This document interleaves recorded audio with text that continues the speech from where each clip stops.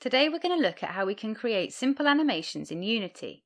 We'll add an animation to the collectibles in this scene to make them spin and move up and down. Okay, we're going to start with this scene that has a character that can run around and collect diamonds. We've covered how to create this scene in the earlier videos of our 3D platformer series, so take a look if you want to know how it was done. Alternatively, you can download this project by supporting us on Patreon. All the relevant links can be found in the description. At the moment, the diamonds are completely static. We're going to create an animation to make them look a bit more interesting. Let's select one of the diamonds in the hierarchy. Then we'll select Window, Animation, Animation. This will open the animation window. To begin animating, we need to click Create to create an animation clip. We'll navigate to the Animations folder and name the animation clip Diamond Idol. Now we can start creating the animation. The first thing we need to do is add the properties we want to animate. We'll click Add Property. Then we'll expand the Child Gem object and add the rotation. Most of the time, you're going to want to animate a child object so that any changes made by the animation are done in local space. So for example, we wouldn't want to set the parent diamond's position in an animation, as this would cause all the diamonds in the scene to be set to the same position. Changing the position of the child object is okay though, as it will always be relative to the parent. We now have the rotation property and a keyframe at the start and end of the animation. Keyframes allow us to set property values at certain times in the animation, and then Unity will calculate all the values in between. So we have the rotation starting at 0. We'll then click this button to go to the next keyframe. We want to have the diamond spin all the way round, so we'll set the Y value to 360.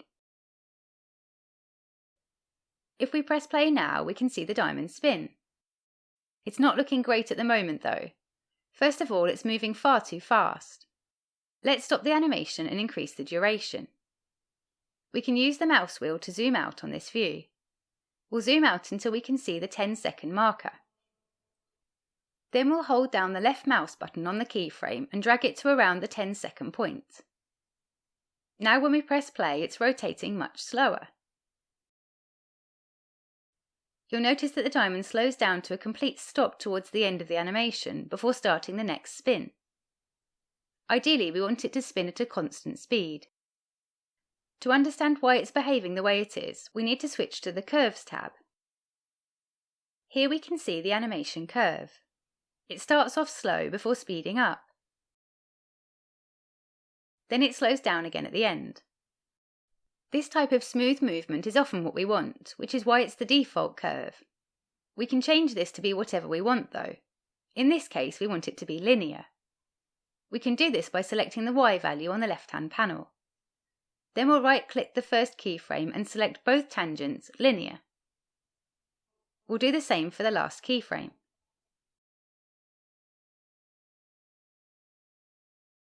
Now you can see we have a straight line and the values should change at a constant rate.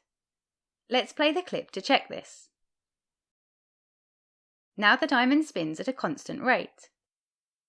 The next thing we're going to do is have the diamond move up and down slightly. We'll switch back to the dope sheet and add another property. This time we'll add the position of the gem. We want the diamond to start and end at the original position, so we can leave the start and end keyframes as they are. We're going to add in some additional keyframes to move it up and down. We'll click on the timeline about 2.5 seconds in. The easiest way to add a new keyframe is to press the record button. This will record any changes we make in the inspector. Let's increase the Y position to 0.5. You can see it's now added a keyframe with this value. We'll add another one in around the 5-second mark. This time we'll set it back to 0.4. Finally, we'll add another at the 7.5-second mark. And we'll set this one to 0.5. Now we'll turn off record mode and press play.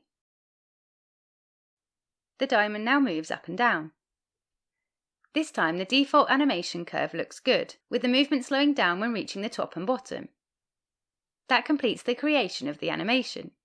The final thing left to do is apply this animation to all the diamonds in the scene. Let's close the animation window and click on the diamond in the hierarchy. We can see that this diamond now has an animator assigned. If we double-click this, we can see that the entry state is the diamond idle animation. This means that when the game starts, the animation we have created will play. As the diamond is a prefab, we can easily apply these changes to all the diamonds. We'll click back on it in the hierarchy. Then we just need to click on Overrides Apply All. Let's press play to try this out.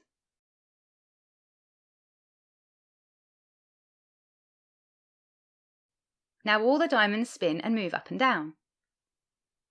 This type of simple animation can really help draw the player's attention to items of interest in your game. Okay, that covers everything for this video. A big thank you to all our patrons. We really appreciate you helping to support the channel. If you'd like to help and also get access to the source code, you can find details in the description. Please leave any questions or feedback in the comments, and subscribe and click the bell icon so you don't miss the next one. Thanks guys!